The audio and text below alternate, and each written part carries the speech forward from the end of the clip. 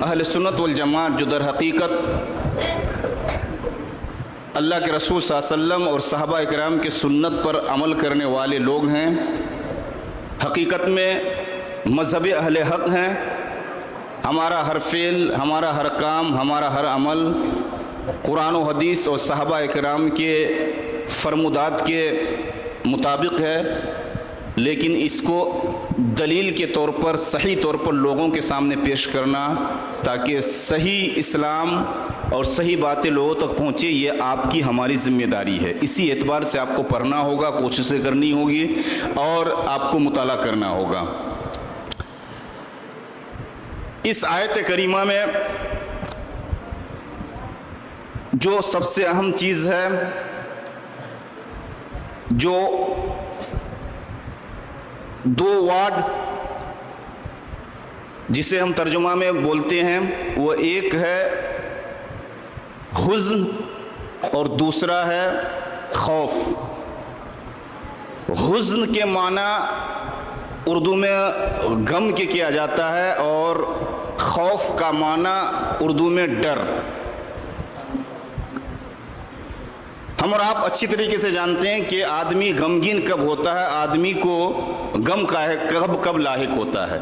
ظاہر سی بات ہے کہ جب آپ کی کوئی ماضی میں کوئی اہم چیز آپ اگر کھو دیے ہیں، زمانے ماضی میں آپ سے آپ کی کوئی پیاری چیز ہاتھ سے نکل گئی، آپ کھو گئے، یا اس طرح کا کوئی حادثہ پیش آ گیا، تو آدمی ان ماضی کے یادوں کو دل میں یا ان کے ذہن و فکر میں یہ باتیں جب آتی ہے تو آدمی غمگین ہو جاتا ہے۔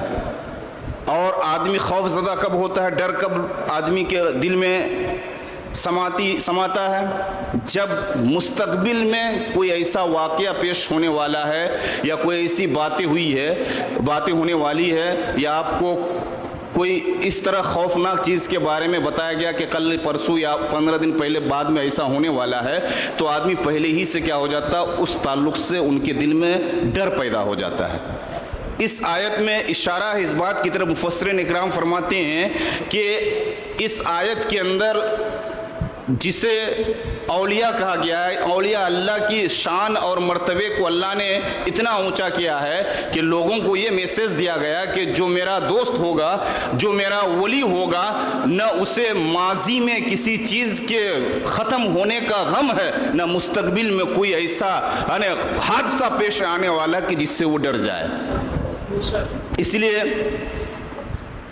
اللہ رب العزت نے کیا فرمایا، اعلیٰ، خبردار، ہوشیار، ان اولیاء اللہ، بے شک جو اللہ کے ولی ہیں، اللہ کے دوست ہیں، الا ان اولیاء اللہ لا خوف علیہم ولا هم یحزنون، نہ انہیں کوئی خوف ہے مستقبل کا، قیامت کا، نہ انہیں ماضی کے کسی چیز کے ختم ہونے کا غم ہے، کوئی نہ غم نہ کوئی خوف۔ اللہ رب العزت نے اولیاء اکرام کی شان میں اس آیت کے ذریعے دنیا والوں کو یہی بتایا کہ جو میرا ہو جاتا ہے، اللہ اس کا ہو جاتا ہے، اللہ کی خدائی اس کی ہو جاتی ہے۔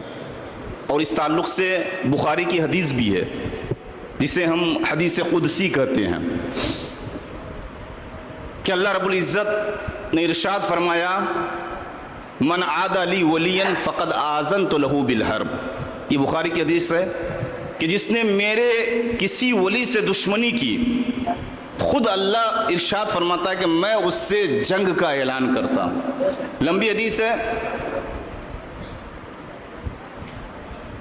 اس حدیث میں اولیاء اکرام کی شان، عزت اور مرتبے کو اس طور پر پیش کیا گیا ہے کہ روز روشن کی طرح آیا ہے، اگر آپ صحیح طور پر لوگوں کے سامنے پیش کریں، آیتوں کے ذریعے، اور بھی بہت آیتیں ہیں اور بہت سی حدیثیں، لیکن اس حدیث کو بھی اگر پیش کیا جائے تو کوئی منکر اسے مجال انکار نہیں کہ وہ اولیاء اکرام کا انکار کر دے۔ آج کچھ لوگ اہل سنت والجماعت پر یہ اعتراض کرتے ہیں کہ آپ اولیاء کی اتنی تعریف کرتے ہیں، اولیاء کو اللہ سے بھی آگے بڑھا دیتے ہیں۔ استغفر اللہ، کبھی نہیں، یہ سراسر بہتان الزام ہے اہل سنت والجماعت پر۔ اس کو ایک مثال کے ذریعے میں آپ کو سمجھا رہا ہوں جس سے واضح ہو جائے گا کہ کبھی بھی کوئی انسان، کوئی بھی اہل سنت والجماعت کا فرد کسی بھی ولی کو اللہ سے آگے نہیں بڑھاتا یا اللہ کے برابر بھی نہیں کرتا. ہم اسے شرک سمجھتے ہیں، غلط سمجھتے ہیں، ہو ہی نہیں سکتا ہے. لیکن آپ اس حدیث قدسی کو اگر دیکھیں تو آپ کو پتہ چلے گا، احساس ہوگا کہ ان ہستیوں کا جسے ہم اللہ کے ولی کہتے ہیں ان کا کیا مرتبہ، کیا مقام ہے. ایک مثال دیکھیے تب آپ کو پتہ چلے گا. ہم اور آپ لوہا دیکھے ہیں، آپ لوگ سب لوہا دیکھے ہیں. اس لوہے کو اگر آگ میں جو مستری لوگ ہوتے ہیں، جو مطلب جو کیا نام لوہار ہوتا ہے، وہ لوہے کی تلوار یا چاقو، چھری یا اور چیزیں بنانے کے لیے لوہے کو آگ میں رکھتا ہے. تو 10-15 منٹ آگ میں رکھنے کے بعد جب اس لوہے کو آگ سے نکالا جاتا ہے تو آپ اور ہم مشاہدہ کیے ہیں کہ جو آگ کی پاور ہے، جو قوت آگ کی ہوتی ہے، وہ ساری قوت لوہے میں آ جاتی ہے. لوہے کا رنگ کالا، آگ کا رنگ لال. لوہے کو، راڈ کو جب آگ میں تپا دیا گیا تو 10-15 منٹ کے اندر جو کالا رنگ لوہے کا تھا وہ غائب ہو کر کس کا رنگ آ جاتا ہے؟ آگ کا رنگ اس میں آ جاتا ہے. کیا کوئی جی شور انسان کہہ سکتا ہے کہ یہ لوہا آگ ہو گیا؟ کہہ سکتا ہے قاری صاحب؟ نہیں. کوئی بھی جی شور انسان نہیں کہے گا کہ یہ لوہا آگ ہے. لوہا لوہا ہے، آگ آگ ہے.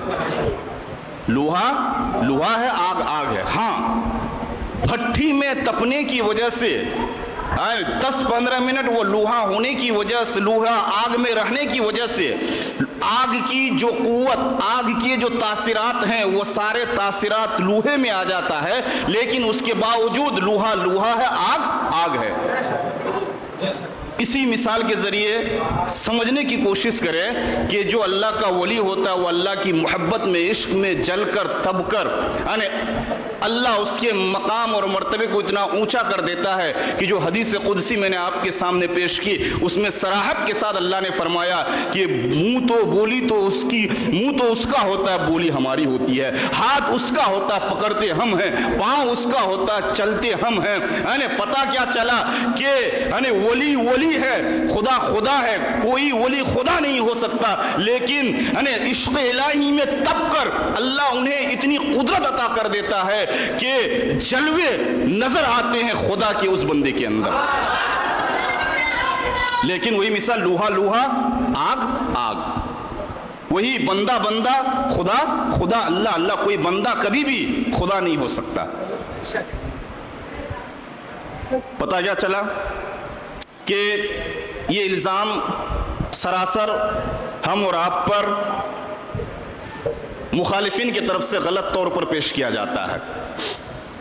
سرکار غوث اعظم رضی اللہ تعالیٰ عنہ کی زندگی خاص طور سے طلباء کے لیے، ہمارے اور آپ کے لیے، اگر آپ ان کے تعلیمی سفر کو دیکھیں تو ایک رہنما ہے، ایک مشعل راہ ہے ان کی زندگی.